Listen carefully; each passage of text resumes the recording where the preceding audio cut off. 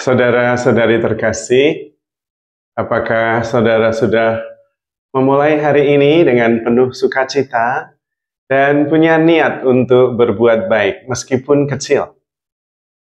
Semoga Tuhan memberkati niat baik saudara. Jangan lupa hidup sepenuh hati, karena hidup hanya sekali. Kita harus menjadi inspirasi. Hari ini saya sengaja menggunakan kaos, karena kaos ini saya sangat suka. Kaosnya Anda bisa baca, akan kuhadapi semuanya, tapi bentar, ngopi dulu.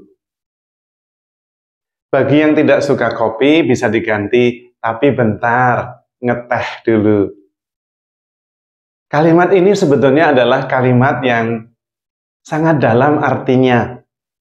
Karena berarti saya nyaman dengan diri saya sendiri. I am in charge. Saya yang sungguh-sungguh bertanggung jawab atas perasaan saya, atas hidup saya. Bukan persoalan. Kalau ada persoalan, it's okay, saya akan hadapi. Tapi bentar, ngopi dulu. Itu artinya kita sudah menang selangkah.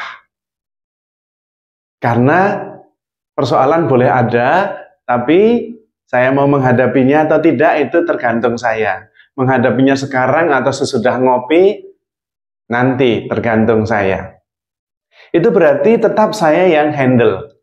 Saya yang bertanggung jawab. Dan itu penting. Persoalan boleh ada, tapi kita bisa mengatasinya. Karena kita yang berkuasa atas persoalan itu. Karena itu saya pakai kaos ini. Dan ini bagus untuk kita renungkan bersama. Menurut saya, pada usia-usia tertentu, seperti usia saya usianya sudah 56 tahun. Ada yang bilang, Romo kalau ketemu kenyataannya lebih muda. Tapi kalau di dalam YouTube kelihatan lebih tua. Karena sebetulnya tua dan muda itu kan hanya angka. Tapi umur saya yang benar sudah 56. Dan itu berarti sudah bisa. Mempunyai banyak pengalaman, menghadapi banyak persoalan, sehingga bisa mengerti. Kalau toh ada persoalan, it's okay. Akan saya hadapi. Tapi sebentar, saya ngopi dulu. Nah, itu adalah sebuah sikap ketika kita sudah merasa nyaman dengan diri sendiri. Dan saya ingin berbagi. Ketika Anda umur 50 sampai 60 tahun, itu adalah masa kritis. Karena pada waktu itu biasanya adalah masa-masa pensiun. Lalu orang merasa, ya sudah saya mau slow down, mengurangi kehidupan saya, dan kemudian lebih banyak beristirahat. Tidak salah, tetapi perlu juga disadari bahwa saat-saat itu adalah saat-saat kritis. Bisa kemudian kita maju, atau kemudian kita menjadi lemah dan cepat menua. Nah, saya punya rahasia supaya kita tetap semangat.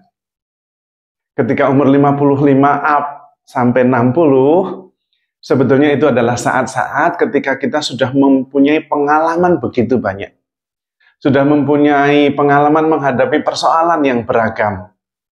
Bertemu dengan banyak orang, mengunjungi banyak tempat, makan berbagai macam jenis makanan. Pada usia-usia itu, mestinya sudah bergeser.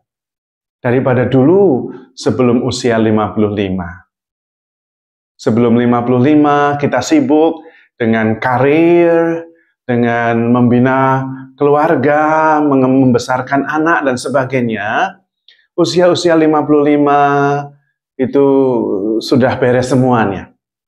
Karir sudah pernah, anak-anak juga sudah besar, mungkin sudah ada yang menikah, sudah saatnya bergeser.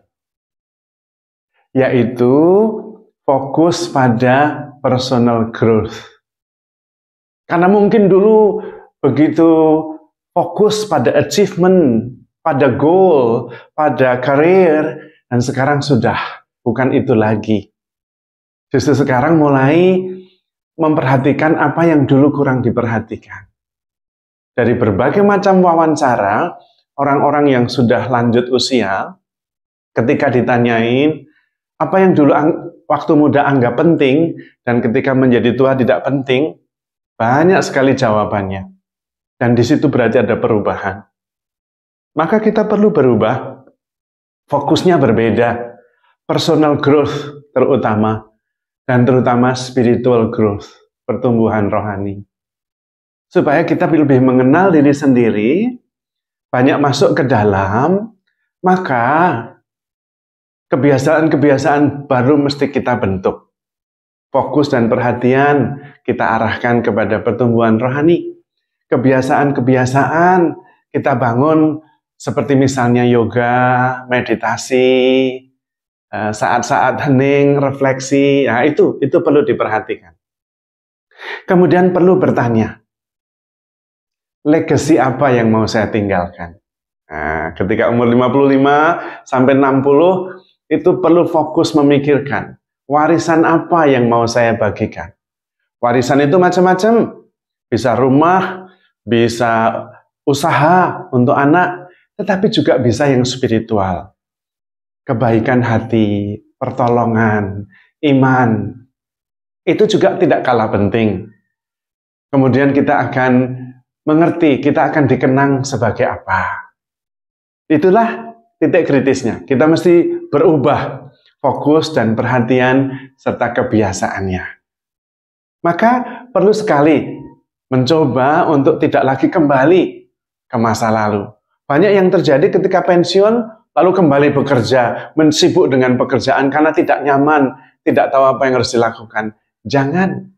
Justru ini saatnya dulu mempunyai kerinduan untuk melakukan sesuatu, tapi nggak bisa. Nah, sekarang ini lebih bebas. Maka perlu misalnya, pergi ke tempat yang kita kepingin pergi saja. Dan jangan lupa, tetap membangun relasi dengan orang-orang yang dekat dengan kita. Terutama, membangun relasi-relasi yang mengerti, menghargai diri kita. Coba dibangun intensif, karena mungkin waktu sekarang lebih banyak. Dan menurut saya, perlu juga membuat sebuah jurnal. Karena ketika kita sudah umur 55 ke atas, kita mempunyai pengalaman begitu banyak. Cobalah juga menjadi mentor, baik dalam usaha, baik dalam hidup rohani, dan banyak hal yang lain. Menulis buku dan refleksi itu paling bagus. Sudah saatnya, supaya nanti ketika kita tidak ada pun, orang masih bisa menemukan kita dalam tulisan-tulisan kita yang abadi, yang kita wariskan. Justru umur 55 sampai 60 itu masa kritis. Karena kemudian sesudah 60 kita sudah mempunyai kebiasaan baru. Dan di situ kemudian kita sulit untuk mengubahnya lagi. Maka sesudah masa pensiun, kita perlu masa peralihan ini disiapkan dengan baik. Kita sungguh-sungguh mengenali diri lebih dalam, dan kemudian mencoba menentukan saya sebagai pribadi yang dikenang, apanya.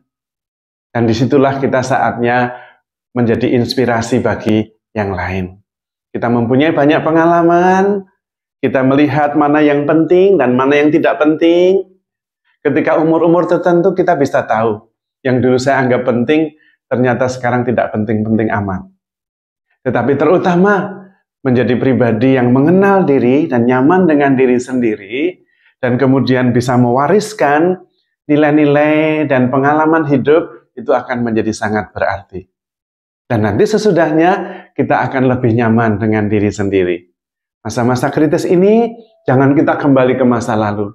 Sudah usia-usia tertentu masih mengurusi apa yang sama saja puluhan tahun yang lalu. Tentu sudah berbeda.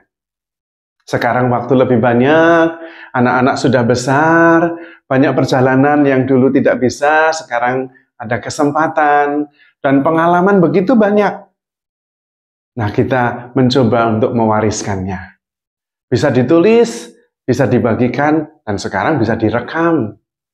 Supaya itu menjadi warisan yang positif. Dan kemudian membantu kita membentuk habitus yang baru. Pasti berubah.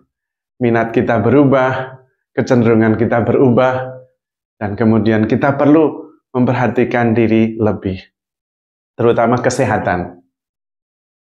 perlu diperhatikan. Karena kita juga mengerti sekarang, sudah mempunyai banyak pengalaman makan makanan apa saja. Dan sekarang tahu, ada yang perlu dimakan, ada yang perlu tidak dimakan. Karena metabolisme kita juga sudah berubah.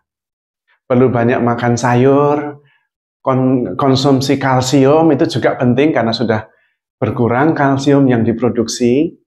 Juga vitamin D, latihan bagaimana memperkuat tulang, itu juga penting. Latihan kardiovaskular yang tidak berat-berat itu juga bagus. Sehingga kita sungguh-sungguh bisa sehat dan inspiratif. Karena fokus kita sudah berbeda. Apa yang dulu penting sekarang sudah tidak terlalu penting lagi. Dan di situ ada peralihan. Supaya pada masa-masa tertentu kita sungguh-sungguh seperti bejana yang pas tutupnya, klep.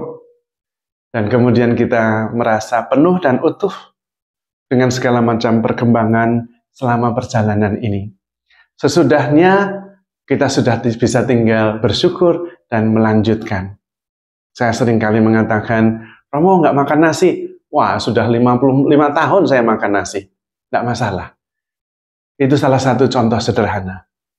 Waduh, begini banyak masalah di paroki, Romo. Bagaimana? Tenang saja. Semuanya akan saya hadapi. Tapi sebentar. Ngopi dulu.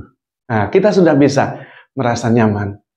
Dan saya sudah mewariskan banyak hal yang menurut saya itu baik, inspiratif. Baik melalui renungan, buku-buku, maupun banyak hal yang positif yang lain. Dan karena itu, hidup menjadi lebih menggembirakan. Karena memang dalam perjalanan waktu, minat, perhatian, pengalaman, itu membentuk kita. Tentu akhirnya ujungnya adalah rasa syukur. Bahwa pada usia-usia tertentu, kita sudah mengalami begitu banyak hal. Begitu banyak hal yang kita syukuri. Orang mengatakan sudah selesai dengan dirinya sendiri. Sekarang ini bukan lagi menurut saya achievement. Tetapi, apakah saya sungguh-sungguh nyaman? Total acceptance terhadap diri sendiri. Terhadap Tuhan, terhadap keluarga, terhadap hidup kita. Supaya kita tetap bisa mensyukuri segalanya. Karena memang kita lebih mengerti apa yang penting sekarang daripada dulu ketika masih muda. Banyak hal yang kita anggap penting dulu, sekarang ternyata tidak penting-penting amat. Dan itu perlu disikapi supaya kemudian kita menjadi manusia baru. Manusia yang bisa total acceptance terhadap diri sendiri, terhadap sesama, terhadap Tuhan. Manusia yang bisa mencintai dengan pengalaman yang ada. Manusia yang bisa sabar karena sudah mengalami banyak hal.